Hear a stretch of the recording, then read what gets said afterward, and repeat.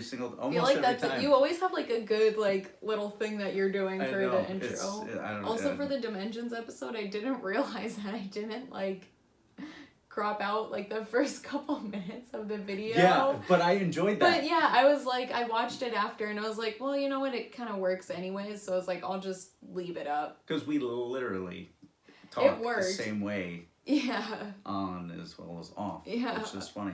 But anyway. Yeah, I was like, it works. Alright. Alright. I'm ready. Alright.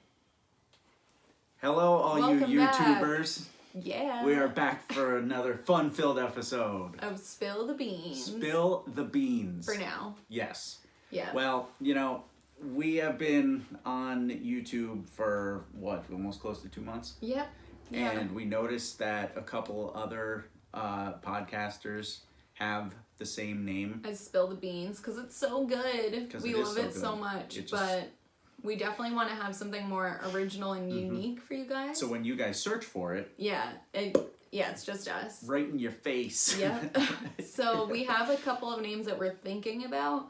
We're not going to tell you guys just yet because we want to... Brainstorm and officially come up with one, but we'll probably be announcing our new name next week. If any of you guys have any suggestions, definitely leave comments below and give us some ideas, but we have a pretty good one that we like so far. Yeah. We do. Yeah. But anyway, cheers to another episode of Spill the Beans. Hell yeah. Nice. Cheers. That was a good that was pretty good. Crack open.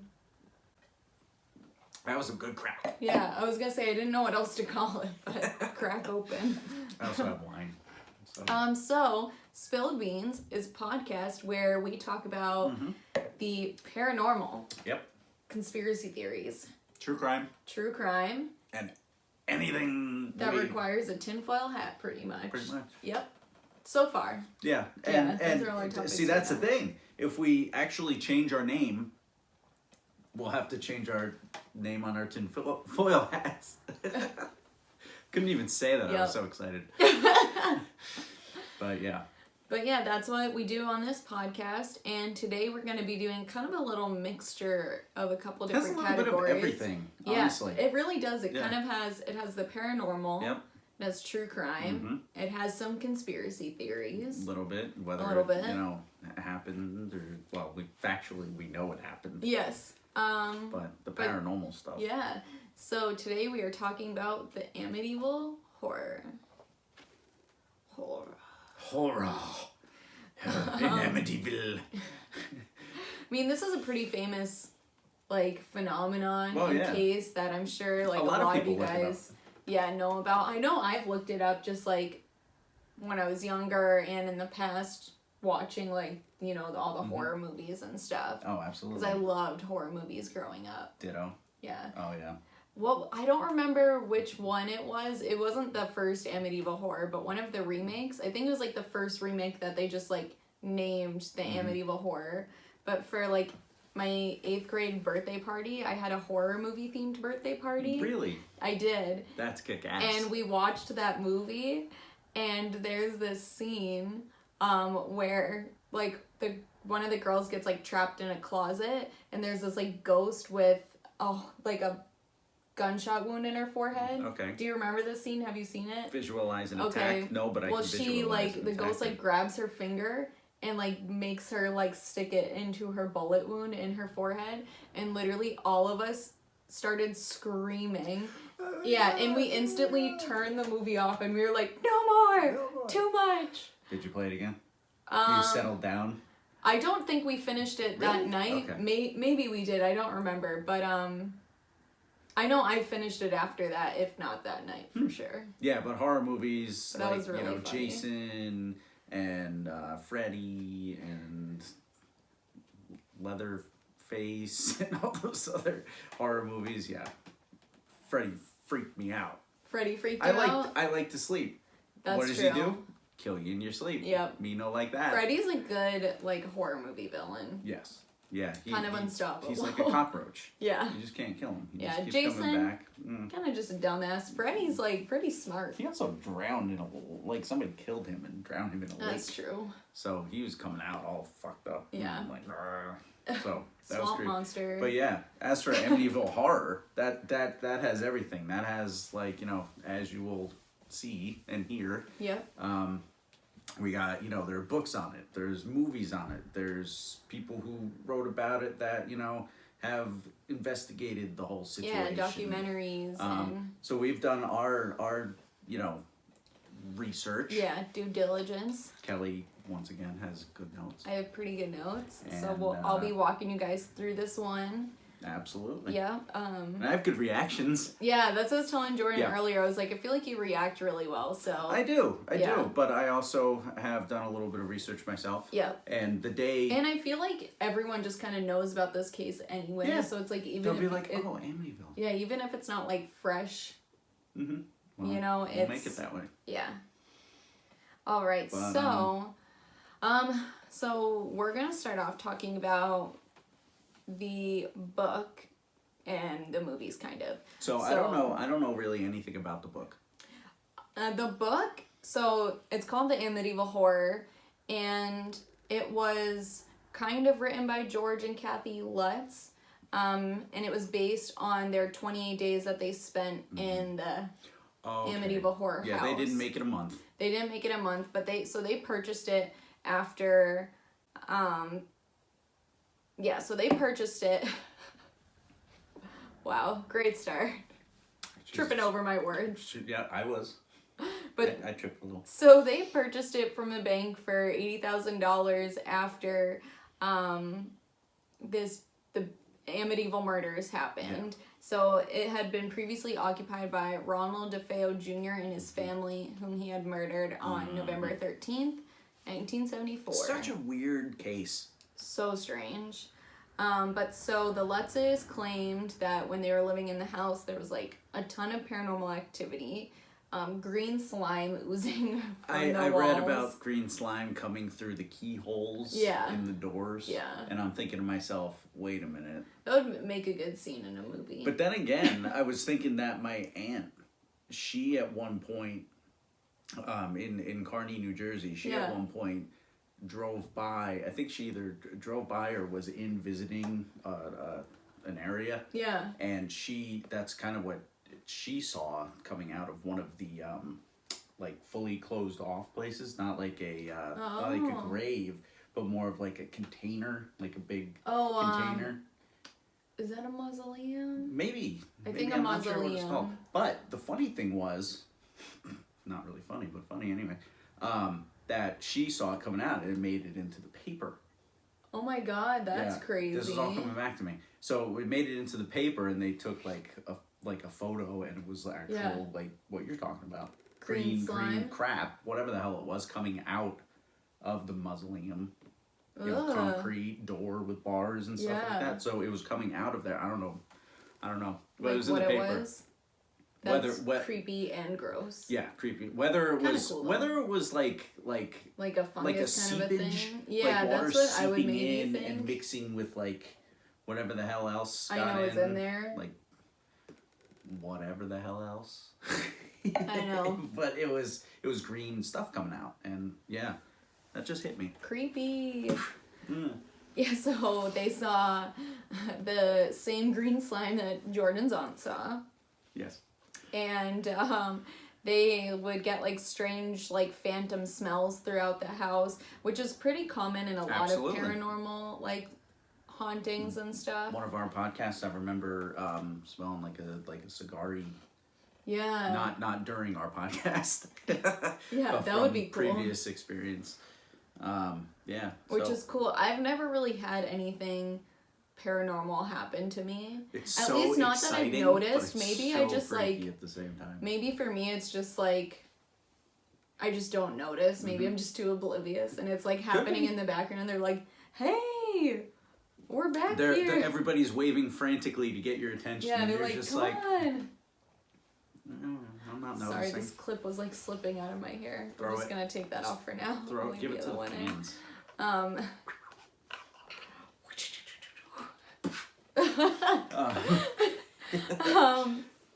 spirit. So strange smells, yeah. What is that? Spirit holding a knife? Yeah, apparently one of them saw like a spirit holding a knife. No shit. They saw like George apparently saw Kathy levitating above him while they slept.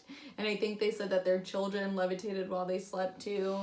And then one of them saw like a pig-like spirit with glowing red eyes. I want to think so bad that happened. I do too, because it would be really fucking cool. It would be really something. And if it weren't for some other stuff that like kind of happens with them, I would maybe believe it. But so a lot of people think that these claims that they made were false and that they made them up basically to sell their story and make money, which they made a lot of money from this. Yeah. So after their 28 days, I don't know who reached out to who, but they met up with a writer named Jay Anson, who wound up writing the book and a screenplay. So it's like the original screenplay. So it's like Amityville Horror on Broadway. Kind of, like the original screenplay. I'm assuming the book came first, and then people, I think, were probably interested in like making a movie about it, so then they wrote a screenplay. Royalties. Yeah, well, they got royalties from it. Yeah, so they owned, I think maybe Anson owned the rights exclusively, maybe with the Lutzes, but they, so they sold the rights for the movie and the screenplay and the book, each for $200,000. Wow. So they made $400,000 off of that, which I think they split between themselves and Anson, and then their royalties were also split between themselves and Anson from like the entire franchise. Wow. So they made a lot of money. Trying to make a buck. I definitely don't think they thought they were gonna make as much money as they did. No. But they made a lot of money. Clearly. Yeah. And then especially they only got the house for $80,000, so it's not like that's a big loss for them. Yeah. Guy's probably like in jail, kicking himself, like when he hears about stuff like this. Oh, I know. He's like, just. I know. I don't even know. Is he still around? Alive? I didn't research that. I think he is. I didn't either, but I think I saw something that said he was. He had how many? 6? 6 life sentences? He's serving like 150 years. It always made me wonder. I was like, But 6 life sentences. I think he is still alive. I think he's been in jail for like something like 37 years or something. That is such a long time. I know. Well, he went to jail when he was 23, 24. Yeah. Messed up. Man. So he's older, but he's not that old. But yeah, so they made a ton of money off of this. And not only did they write a book and stuff, but then in order to promote the book, they were doing like these tours where they were going, they were really smart about it. They were going around to like different towns because so many people were interested in this. We're going to do tours. That would be great. We're going to do well. That would be great. Let's do tours but our other name tour. And make lots of money. And yes. Yeah. we will be we'll call it a comedy tour. Yeah. We could do comedy. Well, we're pretty funny. Comical. I mean, we're talking about Amityville horror murder case, and we're trying to make it fun. Like, woo, yeah. But sad. I know. It sucks. Oh my god! So I was watching. It makes me think I was watching Titanic last night. While I had it like on in the background while I was like working on my Halloween costume, and I just like kept stopping because I was like, it's so sad. Like the movie's sad, but it's just like when you stop and then you think about all those people and you're like, well, you know what I think? Fuck. I think it was cold. Super cold. And that sucks. Yeah, I know. Like it's not like I'm on a cruise. Yeah, you're not like getting into the Caribbean waters. All those sharks. Yeah. Oh. But still, more people would have survived if it was just sharks versus like freezing waters. Yeah. It's so fucking sad. Freezing your ass off. Speaking of Titanic, we're gonna have to do an episode on conspiracy theories about Titanic because there are some very interesting ones. Ooh. Yeah, there are. Fucking iceberg. So I was thinking that when they were like selling their story, I thought they were trying to basically sell the house for more money. Yeah. But I don't think they were because I don't even. It's kind of confusing. I was looking at the listings for who owned the house and how much it was paid for, and it was basically vacant for a year and a half, and after they owned it, it said the bank owned it. Didn't they purchase that house for like drastically lower? They purchased it for after that all happened, they purchased it for drastically lower, but they only spent less than a month, and then is that how that worked? Well, they only bought it for 80,000. Yeah. So I wonder if it was a thing where like after a certain amount of, or like maybe before a month or something, you're able to like go back on it. I don't know. Yeah. I don't really know how property stuff like that works. It's like a return policy. Yeah, and I didn't really see anything about it, but maybe there's a catch. Maybe there's a catch with what happened in the house. Yeah. And them knowing about it. I mean, thankfully they know about it, because sometimes people buy houses and they shit don't. happens and they're like, I didn't know about this. I know. But maybe that was like in the contract. In the clause or whatever. Yeah. Like if you can't handle being in the house for 30 days, and they wait till like the second to last day, and they're like, we're out. Seriously. That'd be so creepy. But yeah, so it was vacant for like a year and a half. The Lutzes owned it for like a small amount of time, and then the bank owned it. Mm-hmm. And then from there, it was purchased by Native American Indians. No. Damn. But James and Barbara Cromarty. Cromarty. They have a weird last name, Cromarty. Oh. And they only bought it for $55,000, which is a fucking steal, because even though there was like the murders in the house, it's a gorgeous house. Yeah, but why couldn't you buy it for $55,000 and then like get a loan from the bank and just knock it down?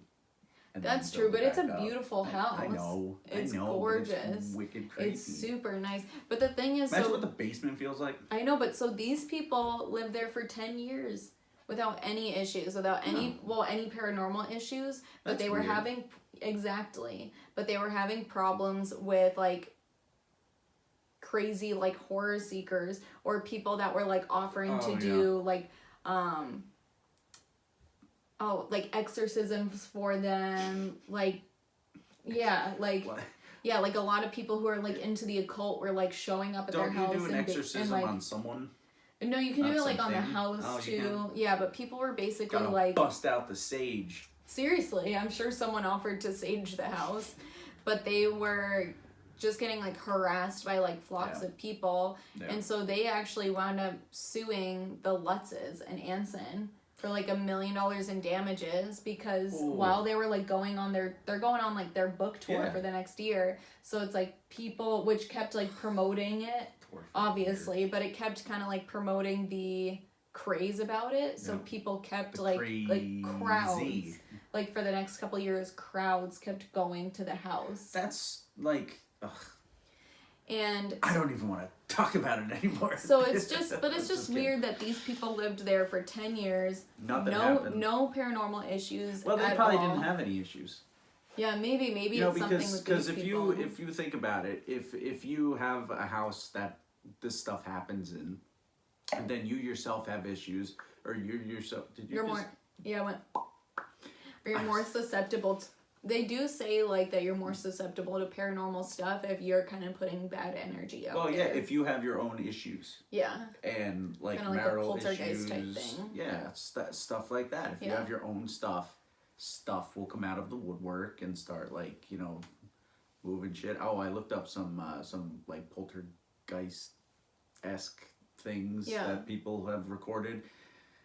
It's creepy. Yeah. Like you're not home and like sometimes I wonder about like like what's real. But I want to believe it. Yeah. Like I want to believe these things are flying across the room. Yeah, right. Dresser drawers are flipping and they're like it's like an entity looking for what they want to wear and they're late for something. And they're just fucking flipping clothing around. Like drawers opening and closing. Where's my special tie? So. Where's my lucky socks? Lucky socks. I'm gonna be late. Damn it! Not gonna get the job without my lucky socks. It's like, dude, you're a ghost. Chill. You're not gonna get the job anyways. Motherfucker. Moving on. Yeah, so they sued them. I don't know if they actually got any money from it, but they sued. It didn't say in the thing that I looked at, and then I kind of moved on. Yep. But they sued them. They may or may not have gotten money. I don't know. But so this is really interesting. That also makes me kind of like not want to believe the Lutzes. So the former lawyer of Ron DeFeo Jr., the guy who murdered his whole family there, had been in contact with the Lutzes and claimed to help them basically concoct their story while they were like drinking like bottles of wine. Fucking guy. I don't know why they met up, but they met up somehow, and they like all got super drunk one night and like came up with this like haunting story. And then he sued them because I guess he claimed that he should have been given like a cut of what they made off of the story. And then like they settled out of court and he got like $15,000 or something like that. And this was money. before the actual murder, or this was like after? No, this was after, and I think it was after he was already convicted. He was in jail. So And his former lawyer. But like, how scummy is that? They're like the guy's former lawyer is meeting with these people. He needs some money, because apparently, if he's in solitary, I mean whatever. But like, dude, you just killed everyone. No, it wasn't Ron DeFeo that was seeking money. It was his lawyer. His lawyer, okay. Yeah, for himself, because he was like, we hung out one night and we were buddies and we got drunk and I helped them write that screenplay basically, so I should get a cut of it too.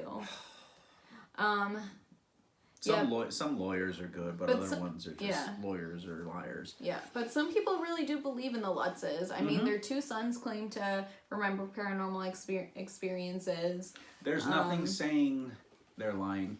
No, but there's nothing really proving their truth either. Exactly. They did take a lie detector test though, and they both passed that. Yeah, they passed. They passed that. I read that. But lie detector tests aren't always accurate, which is why they're inadmissible in court. Especially when you like bump the table. Yeah, if you bump the table, or sometimes like you can just pass it by being like really calm and collected. Take some meds. Yeah, and if you're like able to, because it's all based on like your like EKG spikes, right? Or something like that. So yeah, it's like when you ask a question and your heart rate goes up. Yeah, so it's like if you're just really good at remaining calm, then I don't think you really have too much of an issue passing one. I mean, a lot of people have passed lie detector tests, or sometimes people fail them if they're just super nervous. Yeah. It's like you know what I like? I like when people record the lie detector test and then you get a professional, like, or whatever they call them, to read body language and like real expressions. Yeah, that's true. Because then they'll watch the thing back and they'll be like, "Yep, they're lying," especially when they're like. And that's true. And who's to say too that like they even really took one? I don't know if they ever like released. Sorry, I got a wicked itch. I'm done. I don't know if they ever like really released like their tests or anying. Or they could have even just paid someone off to be like, well, I administered their lie detector test and they passed. I don't know, unless they did on TV or something. I don't know. I would like to think that they like went to the police station. Yeah. And they had like some professional like reading it and doing it, and everything was like legit, all good, and good word, legit. But this was, what year was this? This was 70. I think this was 75 or 76. Exactly. If they did that now. 1976. Compared to then. I mean, no one would buy this story now. No. That's the thing, is if it was happening now, they wouldn't make nearly as much money as they did. The only thing factual that would be, good for now are the actual murders. That, and I think too, a lot of people... Just saying. I think a lot of people nowadays would be like, stop being so disrespectful to these people that died. Yeah. Like, you're just trying to make money off of their murder. The youngest kid was what? 9. 9 years old. 9. And you're trying to bank off of all this shit. Which, speaking of the 9-year-old kid, so Ed and Lorraine Warren, who are really famous. Very. We talked about them in our They're Annabelle Like episode. Eddie Paranormal related ghost stuff. thing. So they, after the Lutzes moved out, they did a paranormal investigation there, and they took this photo, which we'll put up here, that is now famous, which appears to look like the spirit of a young boy, and a lot of people believe it's the spirit of John DeFeo. I do. The 9-year-old he's thinking around. brother that was murdered. Yeah. Damn. So, are you ready to... I wonder in what... I forget what order things happened in. Yes. I don't think... Your eyebrows raised. They died. I don't know if we actually know. I think it was... his story has changed so many times. From what I read, he had a really bad relationship with his dad. Yeah. And apparently his dad, like, abused him. Yeah. Whether he, like, physically, like, assaulted him as a kid or he did other, you know... Stuff as a kid and, you know, messed them all up. And he loved his mother. Yeah. But... Yeah, I read that. He, like, also offed her. I know. So, like, I think the mom and the dad were first. And then it was his 4 siblings. Yeah. I think there were 4, two brothers. And 3, 2 sisters, I think. 2 brothers, 2 sisters. I believe so. I know it was Dawn is the oldest. Okay. Well, let's get into the murders. Let's jump in there. Let's jump in there. I know, I should have written down the name of all of his siblings. I didn't. I need a diving board. Yeah. Whew, dive in. But that's my diving sound effect. Boo!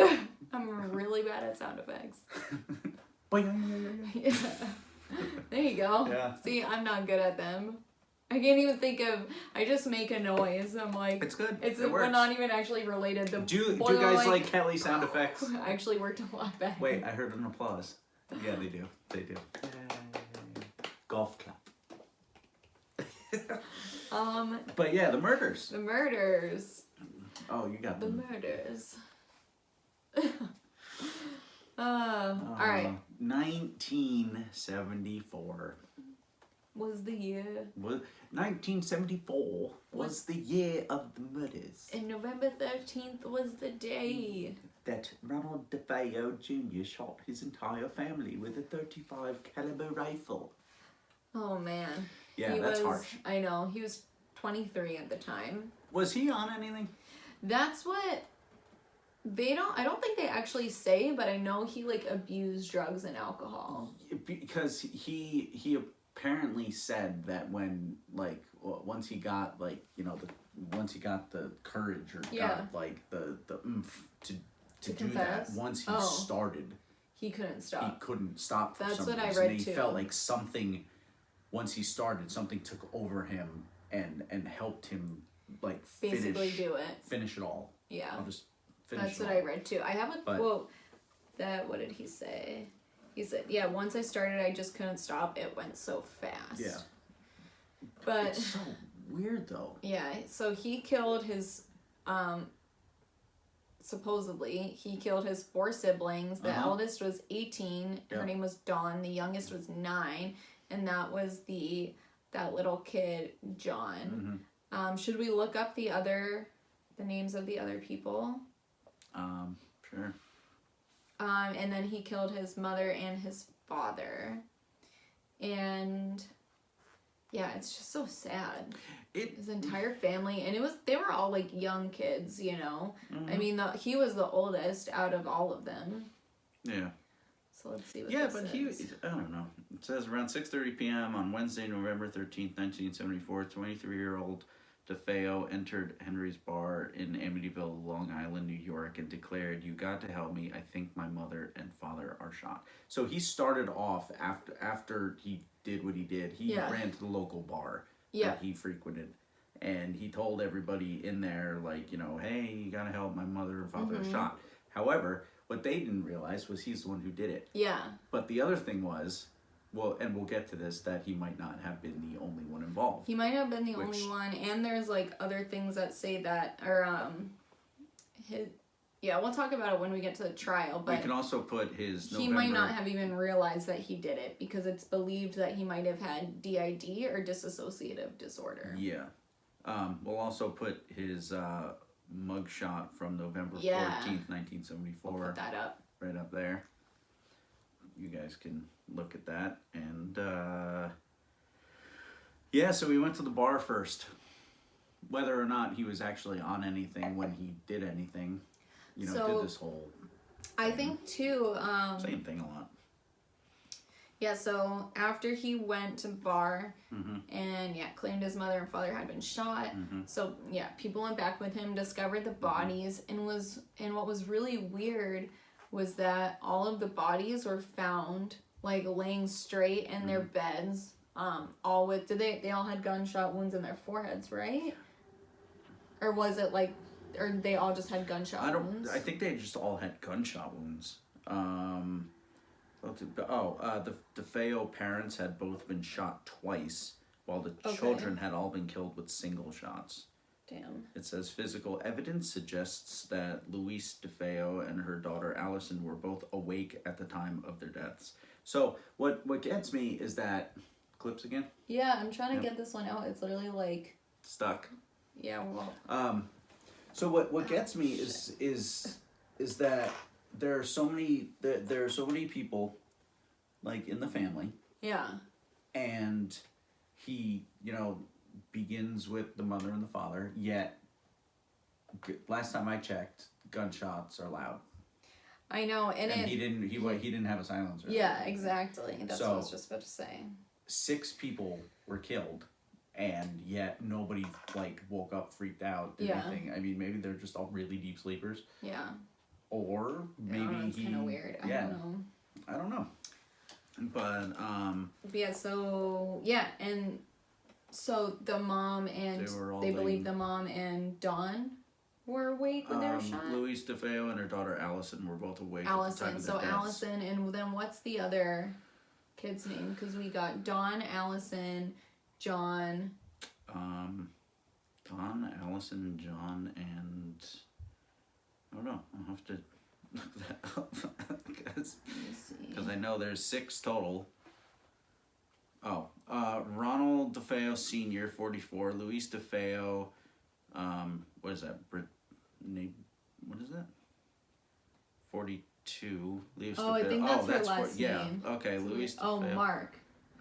4 siblings, Dawn being 18, Allison being 13, Mark being 12, and John Matthew being 9. All of the victims had been shot with a .35 caliber lever action Marlin 336C rifle around 3 o'clock in the morning that day. And that is something that the people who moved in said that stuff would happen at. Yeah, at 3:15 a.m. is around the time they think that the murders happened, and that's the Lutzes would always say that they would wake up at that time. Yeah, something. Which is also 3 a.m. is also supposed to be known as the witching hour. The witching hour. A bunch of For some reason, I always thought it was shit. midnight, but then I always remembered it was way later. But I never remembered when later. 3 a.m. Yep.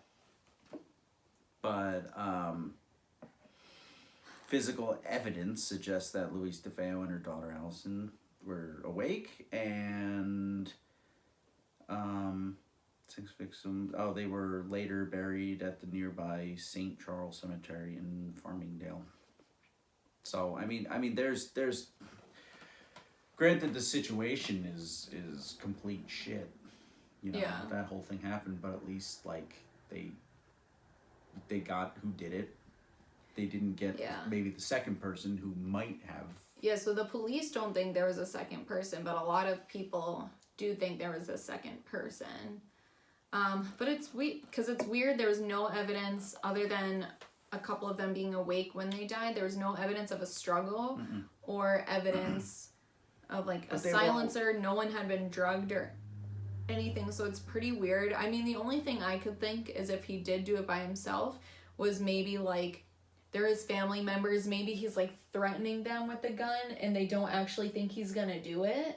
So the couple people that were awake and maybe they were calm down, it's gonna be okay. Yeah, but then maybe he shot them. But they were all found in their bed the same exact way. Well, he probably moved them after. That's what I'm guessing. Unless he told all of them lie down straight, lay down, don't move, that kind of a thing. Yeah. And maybe they're just all right, he's our family member, he's not actually gonna shoot us. Or maybe they could have been thinking I'll just listen to him, and because he was kind of messed up. Yeah, he was kind of messed up. He wasn't the greatest kid. Like, growing up, he started to become very aggressive physically and verbally, abusing drugs and alcohol. Probably because of his father. I'm assuming it's because of his father. And maybe, I don't know, maybe they thought he was just gonna, like, steal, like, money from the house or something. I don't know.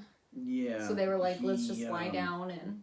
The psychiatrist of the prosecution, Dr. Harold Zolan, maintained that DeFeo was a user of heroin and LSD. Oh. He had antisocial personality disorder and was aware of his actions at the time of the crime. Murder, yeah. So he was aware of what he was doing. It was just kind of like trippy, maybe. Like he was... I don't think they said that he had LSD or anything in his system at the time, though. But that still doesn't mean it's not lingering, or that if you're doing that kind of stuff all the time, like you're obviously gonna be fucked up. You're gonna be different. But so, yeah, apparently some neighbors did hear barking around 3:15, but nobody heard gunshots, which is so strange. Yeah, that is really weird. And the police believe that the murders only took about 15 minutes in total, which is super fast. No wonder it went so fast. But yeah, so after... What's up? Are you getting to what he did afterwards? I was just gonna say, so after they, followed him back to the house, they called the police, and then the police began to basically interrogate DeFeo, because he's the only one alive from his family. He basically just kept changing his story and his alibi of where he'd been that day. Yeah, like changing it like all the time until he, eventually confessed. But he also admitted that after he did what he did, he took a bath, he redressed, and detailed where he had discarded crucial evidence such as bloodstained clothes and the Marlin rifle and the cartridges before going to work. Yeah. He went to work. Oh, he went to work? He did this, yes. Wait, that doesn't make any sense, though. So, like, super early in the morning? Yeah. Yeah. Well, his family owned a car dealership, and that's where he worked, so I guess he probably had keys to it and everything. Yeah, because he did what he... It's so fuzzy. It's like I've researched the main thing I sent to you was one of the main things I was reading from. Yeah. But I also found like some other stuff saying about you did that thing again. But yeah, so he apparently went to work, and I wonder if he was thinking that would be his alibi. Like he would say like, "Oh, I worked through the night, or I left for work super early, and then when I came home, like I saw them like this, so I just ran to the closest place." And you gotta remember, you gotta also remember the year when it happened, because they're not very like. There's gonna be no like video footage or anything of like security camera of him being at his work, So if he could have gone to his work and been like, "Well, I was at work alone," like no one can back me up. Because now in interrogation you have it audio and you have it video. So you have all of that, and it goes on for hours or maybe not. Yeah. Well, not only that, but then security footage of like, you at your work, or just of like other cameras like nearby catching you, so they can really verify like where you are at what time. But back then, not so much. You just have an alibi. Like they'll call, say, "Oh, blah blah blah was there." "Oh, okay, great." He was there. Yep. So, just fucking strange, man. Yeah. Oh, by the way, his nickname was Butch. Yeah, his nickname was Butch. Fucking Butch. Yeah. I'm surprised they didn't label him like the Butcher or something, But so he went on trial October 14th of 1975, and he was represented by attorney William Weber, who I don't think is a very good guy, considering he then... Yeah, did the whole money thing. Yeah, and was like, I don't know, concocting a story. Maybe that's why he took it in the first place. Maybe. I don't know. I don't know if he was just appointed to him or if he was hired. Call him. Yeah, what's up, man? Put him on speakerphone. Yeah. What's up, bro? This is Spill the Beans. We'd like to talk to you for a minute. Yeah. That's so funny. But yeah, it's weird that he does all of this, And then he decides, I'm a little bloody. I'm gonna take a bath, change my clothes. Oh, I know, and yeah. And discard crucial evidence and all this stuff. It's just so weird. You guys but can. So he discarded his evidence in pillowcases. Oh, I didn't know the pillowcases. Yeah, so that'll actually come into play with the theory of the second shooter. Wow. Because so he put how you were saying, got rid of his gun and his shells and everything. Mm-hmm. So he had it all in a pillowcase, and he also used pillowcases to clean up blood and stuff. So he left them all in a gutter by the canal behind their house. Really? Mm-hmm. What a goof. Yeah, or a storm drain. It was a storm drain. Oh. Maybe still, it was gonna rain that night. I don't know. You know what? Fuck it. I'm gonna or maybe put it he just thought no one would look there. I don't know. Yeah, but next time, take this thing off and throw it in there and put the thing back on. I know. But anyway, he wasn't. He clearly, having antisocial personality disorder, probably stemmed from his childhood when his dad was yelling at him and all that stuff. And maybe all the drugs too. And all that. Maybe a little bit of drugs. The heroin and the LSD. I mean, I'm not a scientist by any means. I mean, all I got is all I got is my tinfoil hat. So that's how I connect to the other dimensions, so to speak. Which check out our other video. Yeah, it's on up dimensions. YouTube. Dimensions. We try to wrap our heads around something that is not easy to wrap our head around. That was pretty good. Just getting better. Dimensions. But yeah, after I don't know how somebody does that. It went so fast. It's crazy. It's just bow, bow, bow, bow, and then So, I know. Well, let's talk. We can talk about his disorders and stuff. So, because that kind of has to do with the trial too. Did you look up any crime scene photographs? I didn't. I don't think I want to see it, to be honest. I did. However, I don't know if we're gonna put them up. No, we won't post them. If you wanna, they're out there. If you trust me, if you want to see them, I looked them up, and it's just. Do I want to see them? It's not bad. Okay, show me. I've seen way worse. Well, I think I saw a couple serial but killer it was related of stuff. I think their sheets were laid over them. Because it was sheets were laid over them. Some of them the bed didn't have, the body was already removed and just had. Yeah, but it's just so weird because it's not as I'll just say it's not as messy as you would think it would be. Yeah. But well, I mean those pillowcases. Those pillowcases. But I guess they do a damn good job of cleaning up. They're very absorbent. Apparently. Bounty. But it's also weird too because blood is pretty hard to clean up. So, and I mean, I guess it wouldn't be very messy because if they were all shot laying down in bed, it's not going to create a very messy crime scene, Got splatter. Yeah, that's true. You got mattresses. That's true. You got soakage. Yeah. I mean, that stuff, if you drool at night, your pillowcase is wow, dude. What was I dreaming about? That's true. But yeah, I mean, you think of a comforter, a pillowcase. I mean, even a bed frame, wood soaks up blood, metal. That's true. Keep talking. I'm grabbing more wine. She's grabbing more wine. Boom, yeah. Boom. We should get a wine song. We should get a wine song. Our new potential name is very. You hear the bottle? Wine. Let it pour. Red or white. The choice is yours. I feel like that was pretty good. That was pretty good. Very catchy. If y'all want to put a little beat to that, that'd be good. Yeah, make a little remix. Ever. Here's the wine. Take it away. Oh, let it pour. Red or white. The choice is yours. Sounds like a wine commercial. Yeah, it does. Maybe I should become a jingle maker. A jingle maker. Back to the maybe this facts. Is so good. All right, let's go back to the trial. Controversies. All right. October 14th, 1975.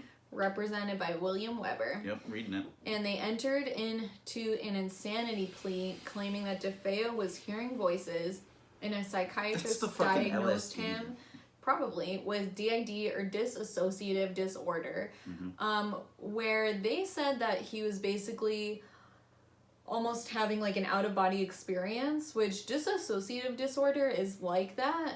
It's also, a lot of people in like the MK Ultra program have it, because it's basically a way of your mind compartmentalizing itself. So normally you're like not aware of what's going on with you like physically while it's happening. You're kind of like somewhere else in your mind. You're just like almost like dreaming while like sleep, kind of like almost like sleepwalking, but you're awake. But I'm sure there's a big difference between if like this guy was like if he had this disorder, was he on meds? No. So this is the defense's argument. The prosecution, see, this is the type of stuff I didn't, I've researched some other stuff. I didn't really go into if he was medicated, what he was medicated with. No, he definitely wasn't, and he wasn't diagnosed with this until he went, to trial, because this was basically their defense. Because this is their argument. This is just one of the other things. Like, he goes through elementary school, middle school, high school, whatever he does after that, and it doesn't catch on until this happens, and then you get, you find out what your disorder is, but so the prosecution argued that he didn't have DID, but that he suffered from antisocial personality disorder, like you said. I'm going to click on it. And that it's not like he didn't... So the DID, the psychiatrist basically said that he was witnessing the murders outside of his body, not realizing it was himself that was doing them, basically. But with the antisocial personality disorder, the prosecution was saying he knew perfectly well what he was doing, he just didn't care. And, the jury agreed, because he was convicted on 6 counts of second-degrry murder and is to serve 25 years for each victim. So a grand total of 150 years. That's... it was his dad that he really didn't like. Yeah, that's what I don't understand is like the why. You off your dad, and you're like, okay, family, might as well do the rest. Well, I mean, maybe you just got freaked 1 down, out. 5 to go. Maybe you just got freaked out or something. I don't know. I'd really love to know more. Or it's like when what he's quoted saying, once I started, I just couldn't stop. It went so fast. Like, it could have just been a switch, it flipped, and he just... I feel like every single one of our, podcasts that we do for everyone out there, including ourselves, is like, there's always like a part 2. We do the research. Yeah. We do the episode, and then we come back later. We're left with more questions. Yeah, we're just like... The thing with this that sucks is, I mean, at this point, I don't think we'll ever really get answers, especially, too, because I do think he's either just, like, an extreme liar or... Because, I mean, he's changed his story so many times. Well, that's... See, a lot of like, the serial killer type of stuff, they're very, like, intelligent. Yeah. This one... Well, so apparently he's not considered a serial killer because it wasn't like... He's just considered like a mass murderer. Because it was like one big killing all at once. It wasn't like over time. Yeah. That makes more... I mean... And that's what I think second-degree murder, too, is. I think second-degree murder is, like, you intended to murder someone, but it wasn't planned out. Okay. Whereas I think first degree is you're intending to murder someone and you plan it out. Yeah. And then, like, third degree or manslaughter is when you murder someone, but it was, like, on accident or something, I think. Kelly's pre-law. I think that's what it is. I'm not 100% sure. I actually meant to look it up, but yeah, pre-law, like pre-kindergarten law, like preschool law. But I'm pretty sure that's what it is. Yeah. And that would make sense with this too, because it didn't seem like he did plan it out, but I don't know. It happened so fast, and even though it doesn't seem like he planned it out. It almost seems like he planned it out, because it was just done so fast and so, like, specific. According to Wikipedia, not any type of, like, actual mental health website, but Wikipedia, says Antisocial personality disorder is a personality disorder characterized by a long-term pattern of disregard for or violation of the rights of others. Which would make sense if he's like physically and verbally aggressive. He also like never showed up to work apparently. Yeah, he was sketchy. Yeah, I think he was kind of spoiled by his parents too because he was like acting out so much. They were trying to like reel him in, like please him. Like apparently they would buy him gifts and just like spoil him to try to make him better.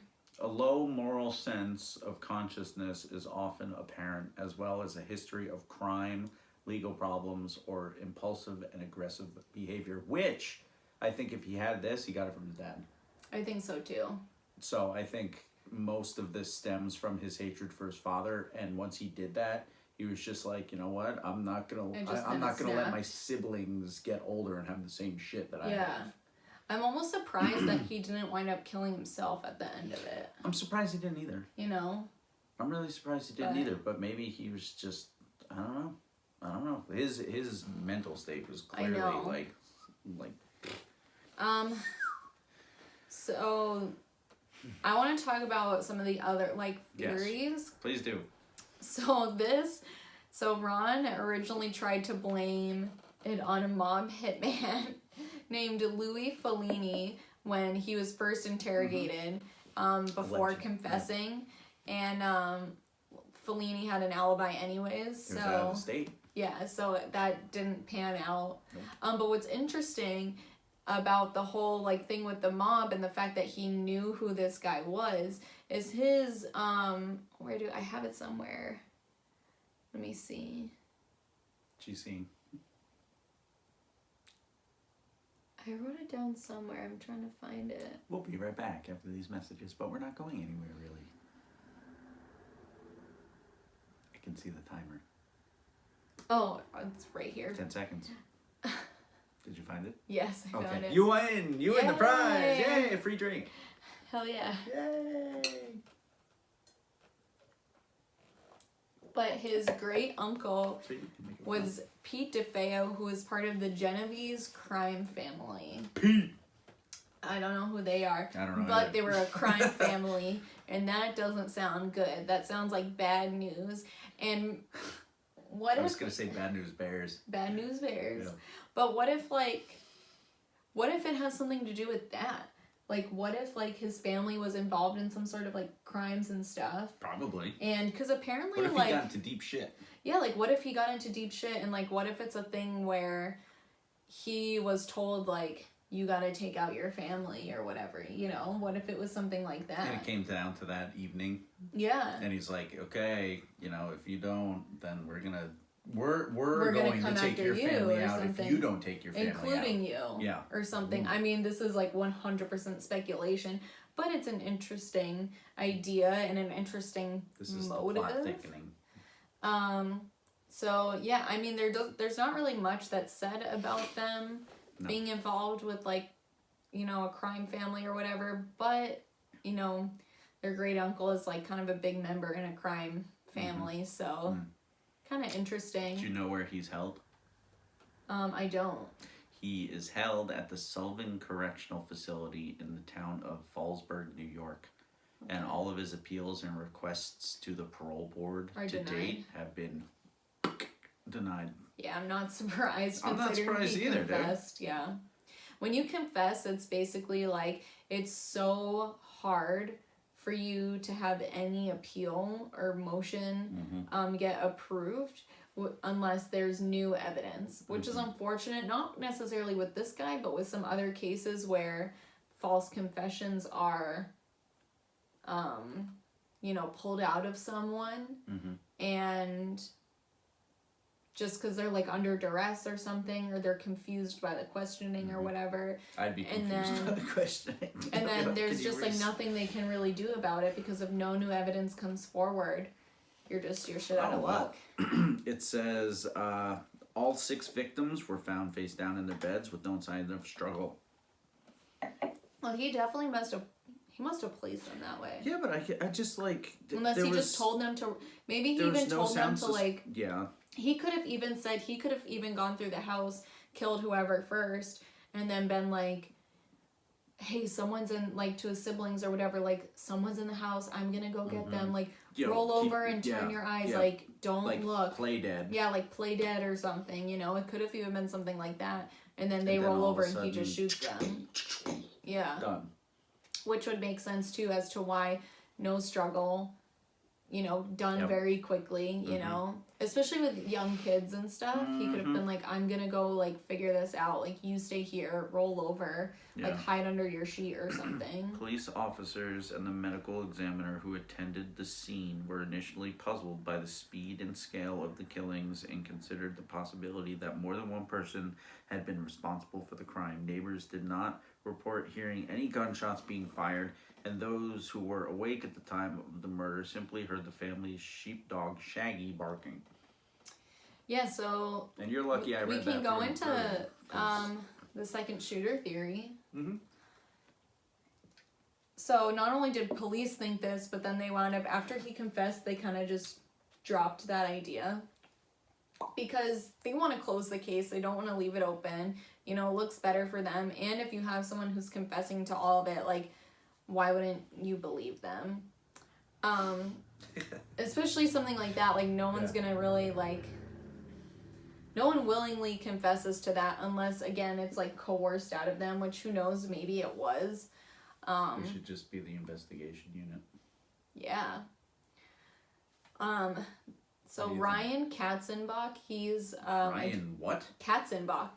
He's just like he's a documentary filmmaker, and he's made a few different documentaries on the Amityville murders. Three, yeah. Three on the same murder? And so he just keeps finding more shit out. Yeah, on the third one, he was exploring the idea of a second shooter. This was back in like 2012, so I'm sure it's already come out. Yeah. But so he was exploring the idea of a second shooter, because why wouldn't you? It makes so much sense with all like the evidence of the way the bodies are found, how quick it's done, how clean the crime scene is. It just doesn't make sense that it was one person that did this all by themselves. And so he actually hired divers to search the canal behind the house where they found like a handgun. Yeah, I didn't hear about the divers. And so this is interesting because it has to do kind of with the whole pillowcases thing. So a DeFeo used pillowcases to clean up the crime scene, disposed of it in a storm drain. So his rifle was found, and other stuff like the other pillowcases used to clean up were found, and like the gun shells and whatever. But also a holster for a handgun was found, but the handgun wasn't in the pillowcase. Maybe that was his like dad's. Maybe. Because we don't know if the dad had any firearms in the house. Yeah, it could have been his dad's. Maybe he killed his dad with his own gun. Yeah, that's the thing with the handgun, was they, it's just been in the canal so long they couldn't get a serial number off of it. What the fuck? But they think that... Really? But they think that this is the handgun... I'm just very surprised by that doesn't... I know. No. But they think that this is the handgun that, was missing from that holster. Yeah. Because they think obviously someone threw it into the canal. Yeah. If you threw it into the damn canal, I don't think the serial number would, like, somebody had it, like... Or maybe they scratched it off. Exactly. Yeah. But the gun was definitely... But that's what I'm saying, cause since they're connected with the mob... Yeah. And you got a gun, and you... Maybe it was his dad. I don't know. I'm just saying. That's true. Yeah, it could be worn... It could be totally worn off because maybe they were doing some other shady shit. Yeah, they just filed the serial number down because they got it, like, illegally. Yeah. Because throwing it in the canal wouldn't just be like... Wouldn't do that? No. No. I mean, that makes sense, too. Yeah, you would file off the serial number. Yeah, so maybe they did that previously. Yeah. And so... Or maybe his dad was like you said, it was his dad's gun. For some killings himself. Yeah. I mean, I don't know. Because they apparently... Their family's kind of weird because, like... They had, like, really nice furniture, and the house is, like, a huge house in Long Island. Yeah, it's pretty on the canal. Like, it's a very, very nice house. Yeah. And, like, they owned a car dealership, but it didn't say that they were really wealthy. They were fine, but they weren't rich or anything. So, in order to be able to afford a house like that, and, like, apparently they had like pretty lavish furniture, and they also, I think they like also had these like huge portraits done of themselves, of the whole family. I like heard that somewhere.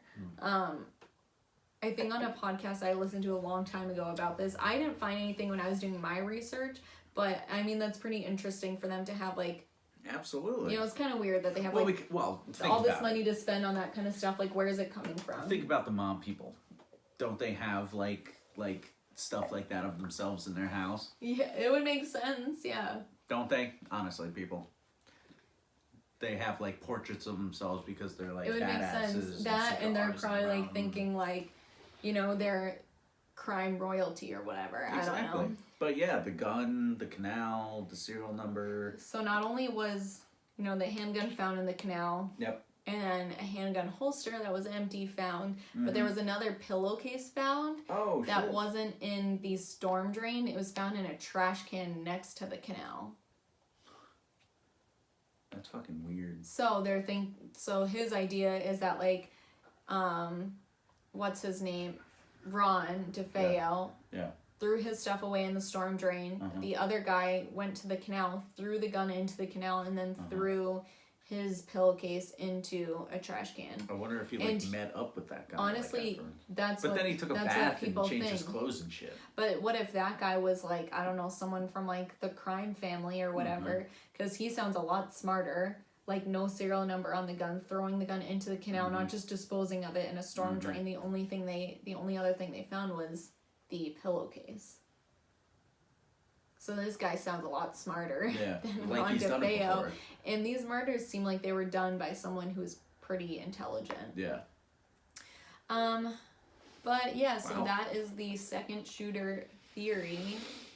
And Ron has claimed before in the past that, I think this might have been before he like officially confessed to doing it all himself, but I think he claimed that like mob people other than Louis Fellini, or maybe this was like when he was talking about Louis Fellini, but he basically said that like, I think he first said one man came to the house and then it was two guys, and they basically made him watch them kill his whole family.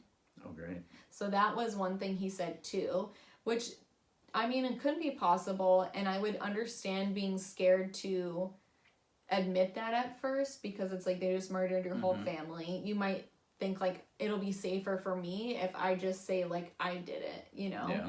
Or if I just, you know, don't like mention them. Or if he doesn't really have much to give back to maybe like, you know, like society, like he said. Yeah, like I might as well just go into the system. I'll fucking do it. Yeah. But yeah. Yeah, because I think it really all stems from his dad, because he like really, there was a word on here that summed it up pretty well. He like despised them.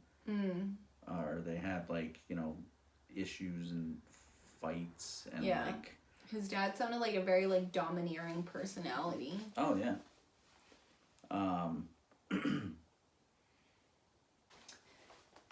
Hi. Hi. We had to delete a couple apps on Kelly's phone in order to make more space. And we're back. And we're back. Welcome back to Spill the Beans. I'm Jordan.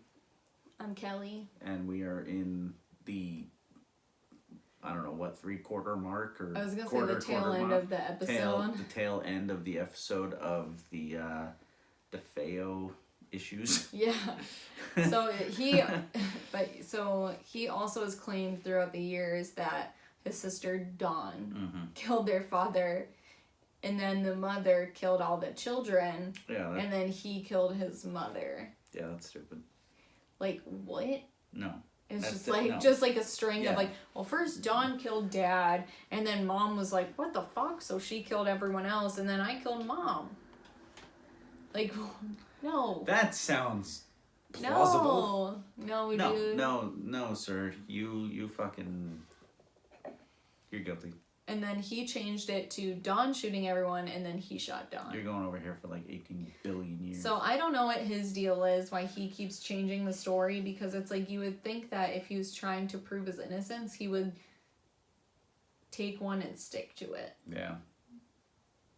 Yeah, I don't know. and Dawn and the dad used to get in tiffs, too. Yeah. I guess the dad was just a complete schmuck. It would make sense if, like, Dawn, I guess, helped him, but then why would he kill Dawn, too? Because they then could have, like, backed each other up. That's backed true. Each other's alibis, you know? Yeah, it's very true, but I think he was just, like, fucking out of his... Mind. Out of his head. Yeah. But it's just so weird. Like, that whole case is so weird, and like, you know, the selling of the house, well, it's almost, like, correlated. It's like, somehow... this stuff happens, one person goes away for it, nobody else is traced. Yeah. You know, pillowcase here, blood sample there. Like, but it was also before we got, like, real DNA. Yeah, evidence and scientific stuff. evidence. It was, like, 70s, so, like... Yeah. I can understand the complication And missing some stuff. Yeah. I mean, that happens even now when a lot of times in cases when police... think it's one person, they stick to it, and that is how sometimes I don't think they got a false confession in this case. Maybe not the entire truth with this. I definitely think he was responsible in some part, if not the whole thing. Yeah. But that's what happens too when, like, police have their sights set on one thing, so they don't investigate any other idea or route, and they just stick to it until they make it work for them. Pretty much. Yeah. So I have a couple other, like, random facts and theories that are about the house. Sorry, I'm kind no, of... you're okay. You're looking at photos. Well, yeah, I'm looking at crime scene photos, which is very easy to find. It's all right. You look at that. I'll tell you about... No, it's cool. It's easy to find. You look at that. Yeah. Mom, Dad. Yeah. Ooh, was there somebody in a wheelchair? I don't know. Maybe. Because I see, like... Wheelchair? Yeah. But so... What a shame. A couple other kind of weird legends about the house are, one is that it was built on an ancient Indian burial ground where the... What? Yeah, where the Montaukett Indians would imprison their tribal enemies and leave them to die, and then bury them face down on the land. Did you guys know that? If you didn't, no evidence. You do now. There's zero evidence to support this. Yeah, but, like, I know it's zero, but it's so, like, I don't even know where this legend came from. Yeah, but what about, like, before the house was there? Yeah, I mean, I don't know. The land was clearly there before Obviously. anybody built shit on top of it. Yeah. So, I like thinking that shit like that happened. I mean, it definitely happens where stuff was built on ancient Indian burial grounds because, you know, there's literally houses and stuff everywhere. But, I mean, it's pretty convenient. It is. For them laying face down and everything. I don't really know where this legend came from. But I don't know. There's that legend. There's also some, like, this legend of, or this thing that said that they found, like, an Indian skeleton on the land at one point, and that, I guess at one point in Amityville, in, like, the Amityville Historical Society, there was, like, records of this, but the records aren't there anymore. So some say that either the record was taken out after this all went down, basically to stop people from thinking it's, like, haunted Indians, or that it just never existed, which is more likely true, is that it never actually happened. I'm wondering, did he ever, like, I'm not sure, I probably have to look that up too.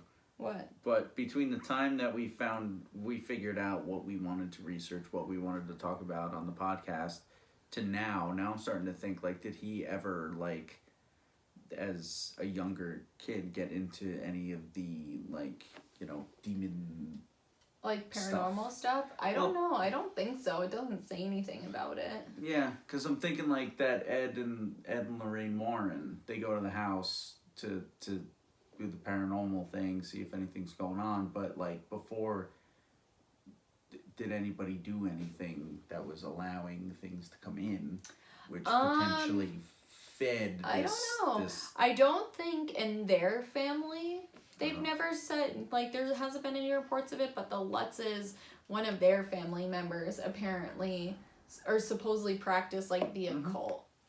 That's what I kind of read a little bit, like a tiny smidgen. But there's not much information on it. It just says, like, George Lutz practiced the occult in the house, but who knows if that's actually true or not, you know? Because, I mean, these little pieces. Oh, but I don't know about the DeFeo family, but there's another legend that says an apparent devil worshiper named John Ketchum. There it is. Gotta catch 'em all, gotta catch 'em all. Gotta put some ketchup on that burger. Yeah, I could go for a burger right now. Yeah. But yeah, so John Ketchum apparently fled to the Amityville area. Amityville area. The Amityville. Say it with us. Area during the Salem witch trials, and there's still a family by the name of Ketchum that lives in the Amityville area now. Whether they worship the devil or not. ... Probably not. That's awesome notes. She takes funny notes. But yeah. But that's what. But it's interesting. That's what I'm saying.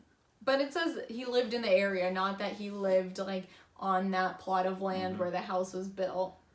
But I guess you never know. It's true, but yeah, the house was giant. See, I've only seen, when I looked it up, I only saw pictures of like the front of it. The house is so pretty though. You can look, I think it's massive. On Zillow or something, because the house was last sold in 2017 for $605,000. Wow. Yeah. But honestly, it's worth so much more money than that. It's just because of all of this like stuff that surrounds it. But it's a really nice house in Long Island. It's 30 minutes from New York City. It's on the canal, and it's a gorgeous house. Like, I would live there. I don't care. I would fucking live there. Even though I've said I wouldn't live anywhere where someone was murdered, all the other like families that have lived there have never reported any paranormal activity going on there. And it's so pretty. It's such a nice property that, I mean, it just looks really nice. Yeah, it's there aren't pictures of the inside on the Zillow listing, but there are pictures on the outside, and it's just such a nice. So yeah, if you guys, beautiful property. if you guys did actually, we're not gonna post any of the stuff that, like the crime scene. Yeah, photos. We're not gonna post the crime scene photos. We'll post a bunch of other photos throughout this, but yes, eventually, if we do like a, I don't know, like a serial killer related thing, we're probably not going to post many graphic.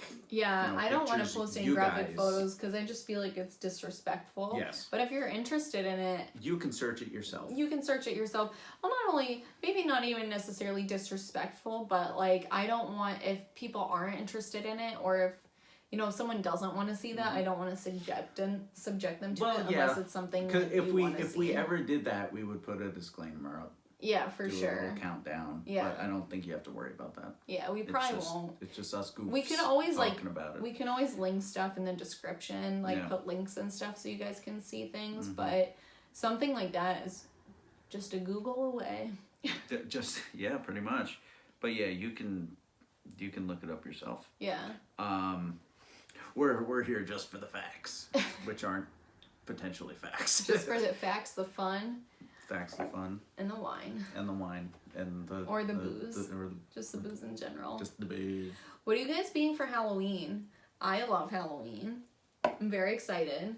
So, I am being, for those of you that watch Stranger Things, CJ is being Billy in his, like, lifeguard outfit, and then I'm gonna be Mrs. Wheeler in her, like, 80s color block bathing suit. Although I'm gonna wear shorts because like I don't want to walk around in just like a bathing suit on Halloween. So I'm gonna wear like I'm gonna be cold either way, but I just don't I don't know, it's kind of awkward going to a bar with a bathing suit on. So I'll have shorts on, like just denim shorts, because I feel like that works, right? You're by the pool, put some shorts on. Yeah, dude. Yeah. Do whatever you want. Yeah. So that's what I'm being. I'm very excited to like curl up my hair, make it really big, and do some nice blue eyeshadow. I am so not sure about if you need to come up with something.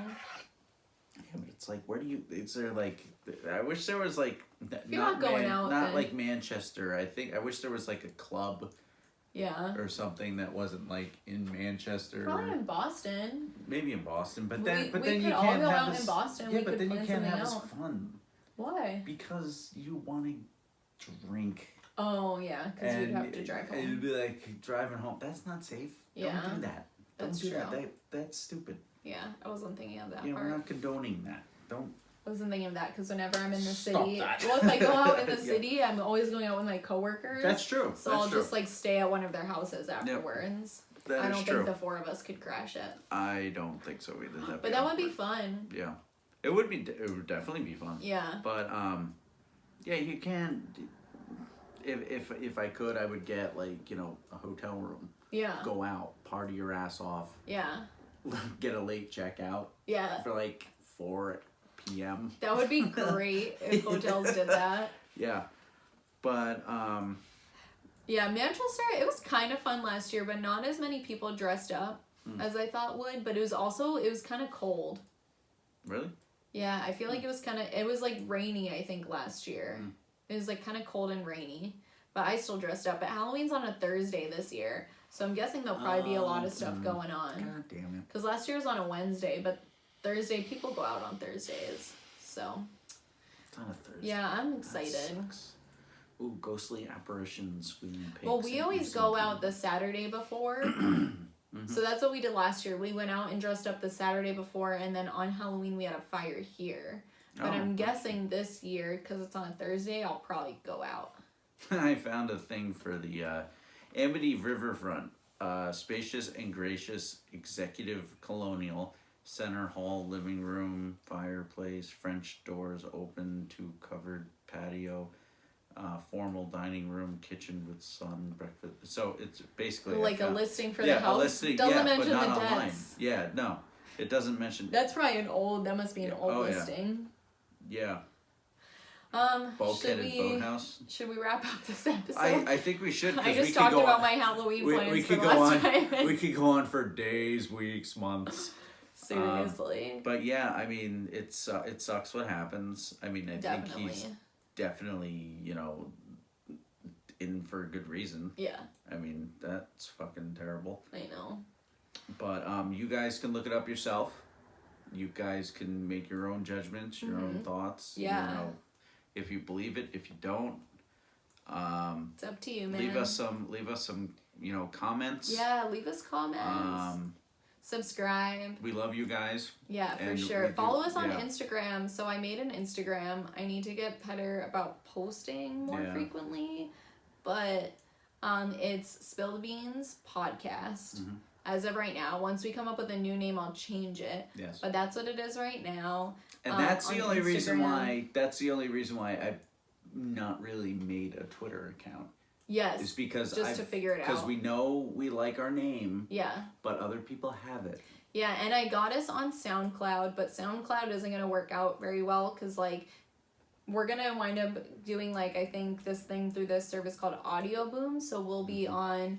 Once we come up with our new name, I'm going to set it up. I was going to set it up last week, but I decided to wait until we have our official name for it. Yeah, and don't think we don't have some ideas. Yeah, we definitely have ideas, so that way it'll be official. If you guys have any ideas, by all means. Yeah, let us know. Let us know what your ideas are. Yeah. But once we have our official name, I'll get us we're going to sign up to this thing through Audio Boom. That'll, it's a cool thing if you're actually into podcasting yourself. I found it from a podcast that I listen to, but it's a service where they put you on a bunch of platforms because I realized that doing a podcast and getting it on Apple Podcast isn't free no matter where you post it. Doesn't matter. The only place that's free is on YouTube. So, but we want to get on Apple Podcasts, so we're going to go through Audio Boom, and once we do that, we'll not only be on Apple Podcasts, we'll also be on Spotify. It's new. We'll be on Spotify and Google Podcasts. So, we'll be on a lot of different platforms that you guys can listen to. And if you guys have any ideas about what or any topics you want us to cover, I got a couple of topics from one of my coworkers that she wants us to cover, so we'll definitely be doing those. So if you're in the States, out of the States, wherever you guys can find us, we would love to hear from you. And we have an email too if you ever want to email us. Which is subject to also change. I'll have to set up a new email account. But that's okay. Maybe I'll just keep the email account. Who really cares? We'll or maybe I'll set up because the email account is linked to our Google account. Oh, but I'm sure you can change it. Yes. Yeah, we'll figure it out. We'll figure it out. And the email may or may not change, but the name is definitely gonna change. What you guys are watching is a podcast in the making. Yeah. And these things and that happen. will always stay the same. Yes. These things happen. We're it's always going to say... kick Jordan out of here and take it over and it's my podcast. Well, that's unfortunate. Just kidding. It'd be pretty boring. Yeah, if it was just me. I mean... Thanks. If it was just Kelly. Yeah. Come on, we're a team. I would just read off my page and it'd be like, research this. She'd be all up close and personal. Yeah. But we like it this way, and it's fun, and we I get stoked after we're done with the podcast. We talk about it. Yeah. And we get stoked for the next time. Mm-hmm. That's what gets me through my week. Yep. Is knowing that I'm going to be researching researching cool something. Topic. Cool. Yeah.